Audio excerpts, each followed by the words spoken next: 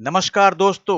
किसी भी देश की शान होती है उस देश का पासपोर्ट, लेकिन उस शान को धक्का तब लगता है या बेइज्जत तब होना पड़ता है जब उस देश के नागरिकों को वीजा के साथ पासपोर्ट होते हुए भी बदसलूकी के साथ व्यवहार किया जाता है, अभद्र तरीके से व्यवहार किया जाता है। हर तरह से उस पासपोर्ट होल्डर को समझा दिया जाता है कि तुम हमारे देश में घुसपैठिए हो, अवांछित हो, अनवांटेड हो, निकलो मेरे देश से। पाकिस्तानी पासपोर्ट होल्डर के साथ यह घटना दुनिया के किसी भी एयरपोर्ट में आम बात है। पाकिस्तानी पासपोर्ट को देखते ही इमिग्रेशन वालों को बस यही लगता है कि आ गया हमारे देश का सर्वनाश करने।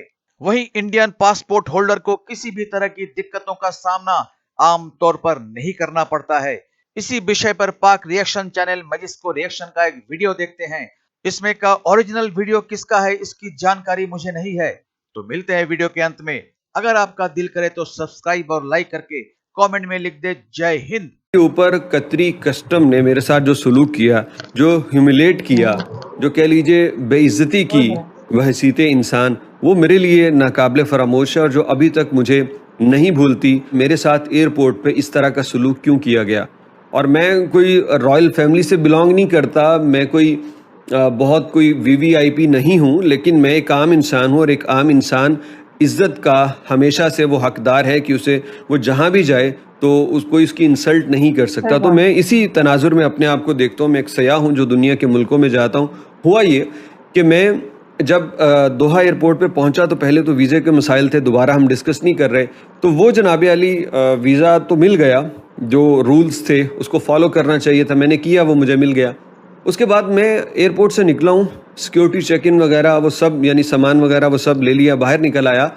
तो आखिर पे बिल्कुल एग्ज़िट के बिल्कुल करीब कस्टम वाले हैं, और मुझे नहीं पता था कि ये कतर कस्टम वाले हैं। तो जैसे ही मैं उनके करीब से गुजरा तो मेरा पासपोर्ट उन्होंने देखा तो कहने लगे पाकिस्तानी। तो मैंने कहा यस। तो इस तरह इशारा किया अपने मेरे पासपोर्ट को, तो मैंने उसको पासपोर्ट दे दिया। तो अब वो आपस में एक दो बातें की उन्होंने। तो मैंने उससे पूछा is it okay, can I go outside. तो वो मुझे कोई रिप्लाई नहीं कर रहा। थोड़ी देर के बाद मेरे पीछे कुछ और पाकिस्तानी आ गए, तो उसने उनका भी पासपोर्ट ले लिया और उनको भी मेरे पीछे खड़ा कर दिया। मुझे लगा पता नहीं ये यहाँ पे क्या है, शायद सामान की तलाशी लेनी है। आई वॉज ओके कि ले लें। लेकिन कुछ ही देर के बाद वो एक बंदा उनसे उठा और वो चलने लगा और हमें इशारा किया कि मेरे पीछे आओ। अब हम उसके पीछे गए हैं। वो एक रास्ता था, गली सी थी, उसमें हमें वो ले गया।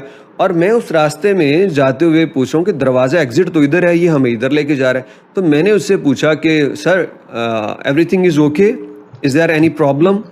तो वो मुझे कोई जवाब नहीं दे रहा। फिर हुआ कि यार ये कोई रिप्लाई तो करे, आखिर ये हमें किधर लेके जा रहा है। तो खैर वो थोड़ा सा आगे गया ना, तो वहाँ पे मुझे एक स्कैनिंग मशीन नज़र आई जिसमें इंसान खड़ा होता है और वो स्कैन करता। मुझे कुछ समझ आ गई कि ये यहाँ पे क्या कर रहा है। उस बंदे ने मेरा कोई रिप्लाई नहीं किया। मैंने बड़ा मुस्कुरा के उससे बात करने की कोशिश की कि आखिर वजह क्या है। खैर वो मुझे इशारा करता है कि मशीन के ऊपर आओ। और मैं जब मशीन के ऊपर गया तो मुझे नहीं पता था कि वहाँ कैसे खड़े होना है। वो मुझे इशारा करता है यहाँ पाँव रखो, यहाँ अपनी ठोड़ी रखो, मुंह ऐसे करो, सीधे खड़े हो जाओ। और मतलब इस तरह से जैसे वो कोई अल्ट्रासाउंड या सीटी स्कैन मेरा होने लगा है। वो होता तो स्कैन ही है, लेकिन वो मुझे कभी पकड़ के बाजू से खींच रहा है, कभी आगे कर रहा है, कभी पीछे कर रहा है, और बड़ा एक रोबदार आवाज़ में, जैसे मैं कोई मुजरिम हूँ और जिसके साथ पुलिस वाला कोई इन्वेस्टिगेशन कर रहा है।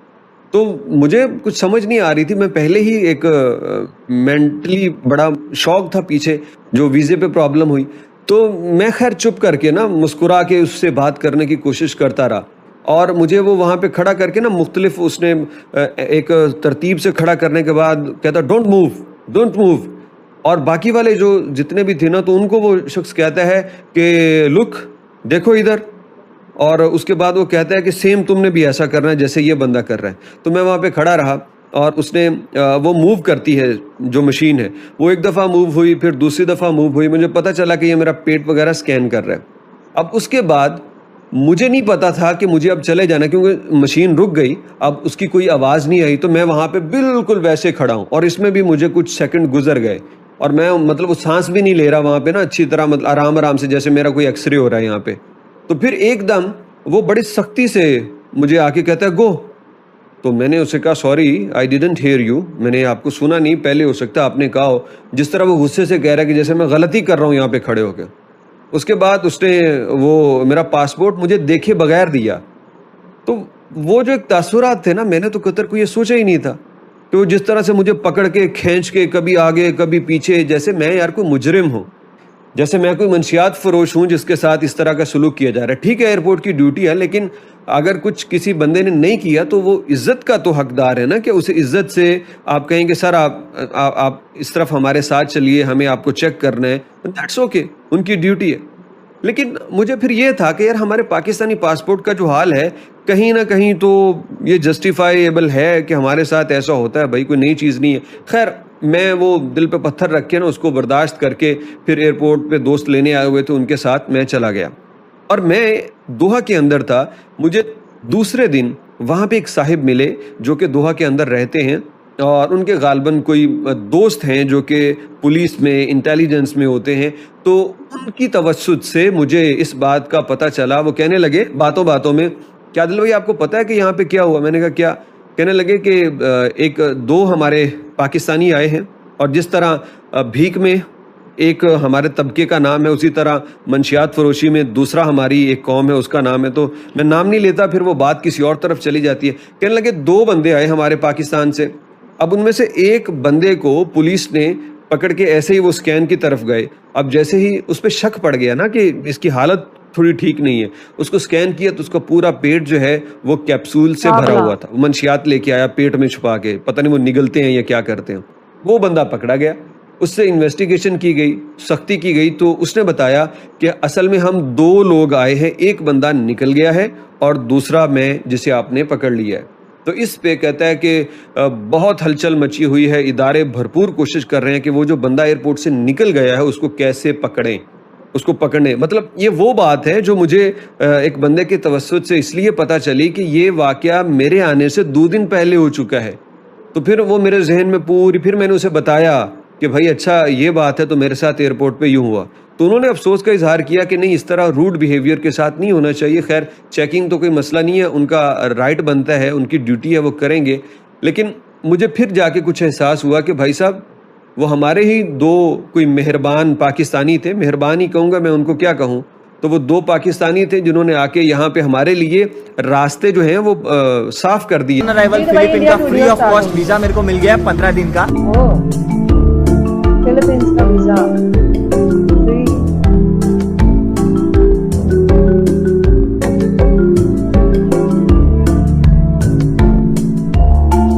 लड़कियां घूमती है और पैसा मांगती है वगैरह, वो सब चीजें देखने मिल जाती है। बहुत चीजें इनफैक्ट देखने मिल जाती है, क्योंकि स्पेनिश कॉलोनी था ना पहले फिलीपींस। किंग फिलिप के भाई के नाम पे ही तो फिलीपींस कंट्री का भी नाम पड़ा है।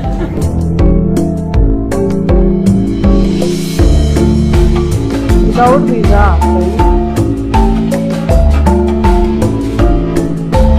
बिना पे आ रहा है फिलीपींस? मुझे लगा नहीं था कि बिना पे आ रहा है। ये फिलीपींस बिना पे आ रहा है। फिलीपींस क्या जोरदार एयरपोर्ट है ना, वाओ। टर्मिनल 2 डिपार्चर बहुत ही सिंगापुर का प्यारा। जी। हे गाइस, गुड मॉर्निंग और स्वागत करता हूं आप सभी का एक नए ट्रैवल एपिसोड में, जिसमें आज हम सफर करने वाले सिंगापुर से Manila, the capital of Philippines. ये हेलो नमस्ते सिंगापुर आदाब है। सत श्री अकाल, केम छो, जय जिनेंद्र, वणक्कम। वाओ। सो जस्ट अपने हॉस्टल से मेट्रो पकड़ी और 50 मिनट्स में पहुंच चुका हूं चंगी एयरपोर्ट टर्मिनल 2 के डिपार्चर एरिया में। और जाते ही मैंने सबसे पहले बोर्डिंग पास ले लीजिए मनीला की। बता दूं कि फिलीपींस हम इंडियंस के लिए ऑन अराइवल वीजा है। अगर आपके पास वैलिड जापान का वीजा हो या फिर वैलिड सिंगापुर का वीजा हो, तो जब मैं बोर्डिंग पास लेने गया उन्होंने मेरे को सिंपली पूछा कि फिलीपींस का वीजा बता दीजिए। मैंने बोला नहीं है जी, ऑन अराइवल लूंगा, लेकिन मैं आपको सिंगापुर का वीजा दिखा सकता हूँ, जिसके कारण मैं ऑन अराइवल वीजा लेने वाला हूँ फिलीपींस का। तो बस सिंगापुर का वीजा बता दिया और उन्होंने मेरे को ये बोर्डिंग पास थमा दीजिए। अब बज रहे हैं सुबह के 9:45 और ठीक 12 बजे की मेरी फ्लाइट है। मतलब कह सकते हैं 2 घंटे बाद मेरी फ्लाइट है टुवर्ड्स मनीला, जो कि 3.5 घंटा लगाएगी और दोपहर के 3:30 बजे पहुंचाएंगी। इसका कारण ये है कि सिंगापुर और मनीला, आई मीन फिलीपींस, दोनों का सेम टाइम जोन है। इंडिया से दोनों ही 2.5 घंटा आगे है। सबसे पहले क्या करता हूँ कि 22 सिंगापुर डॉलर्स जो मेरे बचे हैं ना, वो यही पे सिंगापुर के एयरपोर्ट पे एक्सचेंज करा देता हूँ फिलीपींस पैसों से, ताकि क्या है ना, फिलीपींस उतर के उधर मगजमारी करने की जरूरत नहीं हो और सिटी सेंटर उसी फिलीपींस पैसों से पहुंच सकूँ। 920। हाँ तो ठीक है ना, 950 इंटरनेट पे बता रहा है, 920 भाई साहब ये दे रहे हैं। भाई साहब ये मस्त चीज दिख गई, फ्री सिंगापुर टूर, जो कि कोविड से पहले हुआ करता था ट्रांजिट पैसेंजर्स के लिए, और उसके बाद बंद हो चुका था, और उसके बाद पिछले साल ही इन्होंने दोबारा से चालू किया है। अगर आप इंडियन नेशनल हो, इंडियन पासपोर्ट होल्डर हो, ठीक है, तो आपको ट्रांजिट वीजा या फिर टूरिस्ट वीजा चाहिए सिंगापुर का इस फ्री टूर के लिए। लेकिन अगर आपके पास ना वैलिड ये सब वीजाज हो ना, मैंने इनको पूछा कि शेंगेन चलेगा क्या, बोला कि नहीं नहीं, स्विट्जरलैंड का शेंगेन चाहिए या फिर जर्मनी का चाहिए। ऐसा नहीं कि फ्रांस या इटली का शेंगेन हो वैलिड तो भी आप जा सकते हो, ऐसा नहीं। अगर आपके पास Germany, Switzerland, Japan, Australia, Canada, New Zealand, UK और यूएस का वैलिड वीजा है ना, और अगर आपकी फ्लाइट का ड्यूरेशन जो नेक्स्ट फ्लाइट है 6 घंटे से 24 घंटे के भीतर की है ना, मतलब मिनिमम 6 घंटे का ट्रांजिट पीरियड और मैक्सिमम 24 घंटे का ट्रांजिट पीरियड है सिंगापुर में, तभी आपको ये फ्री सिंगापुर टूर का लाभ मिल सकता है। मैं आपको आइटनरीज भी दे देता हूँ कि कितने बजे से कितने बजे का क्या टूर है, जिससे आपको आइडिया आ जाएगा कि भाई साहब अगर आप जो लैंड कर रहे हो सिंगापुर और 6 घंटे से ज्यादा आपका ट्रांजिट है और आपके पास ये सब कंट्रीज का वैलिड वीजाज है, तो आप बिल्कुल इनका फ्री सिंगापुर टूर ज्वाइन कर सकते हो। Good morning.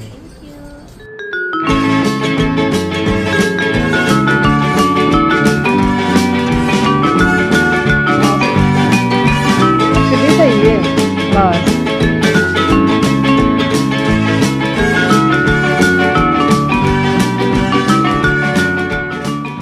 सो मैंने ना प्री बुक मील्स ही सिलेक्ट करे थे और उसमें जैन वेजिटेरियन इंडियन मील सिलेक्ट करा था। तो मेरे को देखना था कि सिंगापुर से फिलीपींस जब मैं जा रहा हूँ ना, तो जैन मील के नाम पे क्या आता है। देख लो, भिंडी की सब्जी है लेकिन कलर कुछ इस तरीके से है, चावल है, अगेन ये बीन्स और काजू है, यहाँ पे एक पूड़ी का टुकड़ा आप कह सकते हो, है ना, और यहाँ पे क्या है भाई, राजमा और कुछ तो ये है भूखा, और यहाँ पे डेजर्ट है मैंगो का।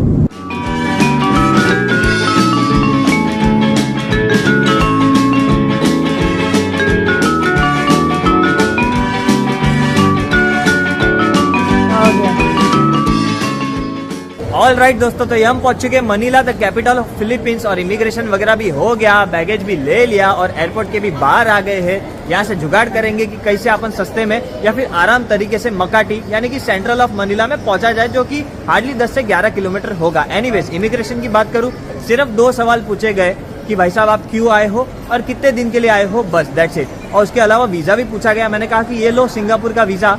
सिंगापुर का वीजा देखते ही मेरे पासपोर्ट पे उन्होंने मार दिया 15 दिन का स्टैंप। जी हाँ, क्या बात। ऑन अराइवल फिलीपीन का फ्री ऑफ कॉस्ट वीजा मेरे को मिल गया 15 दिन का, वो भी सिंगापुर के वीजा से। तो ये बढ़िया चीज है कि सिंगापुर का वैलिड वीजा या फिर जापान का वैलिड वीजा, अगर आपके पास वैलिड वीजा है तो आप फिलीपींस आ सकते हो, कोई दिक्कत वाली बात नहीं है। एनीवेज, इमिग्रेशन के पहले ना एक और चीज आपको करनी पड़ती है उतरते ही, हेल्थ डिक्लेरेशन फॉर्म भरना। जिस तरीके से सिंगापुर में होता है ना SG अराइवल कार्ड जो हमने भरा था, उसी तरीके से यहाँ पे भी बारकोड लगाए गए हैं, वाईफाई की भी सुविधा है, तो वाईफाई लो और फिर बारकोड को स्कैन करो और फिर ऑनलाइन फॉर्म फिलअप करो, जिसमें से 15 से 20 मिनट आपका जाएगा। इसका कारण है कि 2 बार भरना पड़ता है डिटेल्स आपका पासपोर्ट वगैरह का। एक बार तो अकाउंट क्रिएट करना पड़ता है और फिर दूसरी बार फॉर्म फिलअप करना पड़ता है, बहुत टाइम जाता है। चलो कोई नहीं, एकदम इजी प्रोसेस है, कोई दिक्कत वाली बात नहीं है। अभी बाहर आए हैं तो बस जुगाड़ करते हैं जाने का सिटी सेंटर ऑफ मनीला। तो दोस्तों, आपने देखा कि पाकिस्तानी पासपोर्ट होल्डर के साथ कैसे घटिया तरह से ट्रीट किया जाता है। इसके लिए पाकिस्तान के लोग खुद ही दोषी और जिम्मेदार हैं। दुनिया भर में पाकिस्तानी लोगों की छवि बहुत ही बदनाम हो चुकी है। उनको देखते ही लोगों को लगता है इनको अपने देश में एंट्री देने का मतलब है जानबूझकर खतरा मोल लेना, देश की शांति को भंग करना, देश के माहौल को गंदा करना, देश के खुशहाली को बर्बाद करना। पाकिस्तानी लोग कहीं भी हो, किसी भी देश में हो, इल्लीगल काम करेंगे ही करेंगे, इल्लीगल धंधा करना शुरू करेंगे, आपराधिक गतिविधियों को अंजाम देने लगेंगे। इसलिए लीगल वीजा होने के बावजूद भी पाकिस्तानियों को इमिग्रेशन में बुरे सलूक का सामना करना पड़ता है। जिस किसी भी देश में ये जाते हैं, वहां दंगा फसाद में इन्हीं का नाम पहले आता है। वहां ईमानदारी से मेहनत की रोटी खाने के बजाय अवैध धंधों में ये जुड़कर गैर कानूनी तरीके से जीना अपना लाइफ स्टाइल बना लेते हैं। इसलिए एयरपोर्ट में इनके पासपोर्ट की कोई इज्जत नहीं होती। पाकिस्तानी पासपोर्ट देखते ही रोक लेते हैं। अंदर पूरी तरह से नंगा करके बेइज्जत करके इनकी जांच की जाती है। यहां तक कि अरब देशों में भी इनको अब घुसने नहीं देते। इनके वीजा पर पाबंदियां लगा रखी हैं। इन्होंने अपनी गंदी हरकतों से अपने देश पाकिस्तान का नाम गंदे नालों में बहा दिया है। तो आज बस इतना ही, मिलते हैं अगली वीडियो में, तब तक जय हिंद, जय भारत।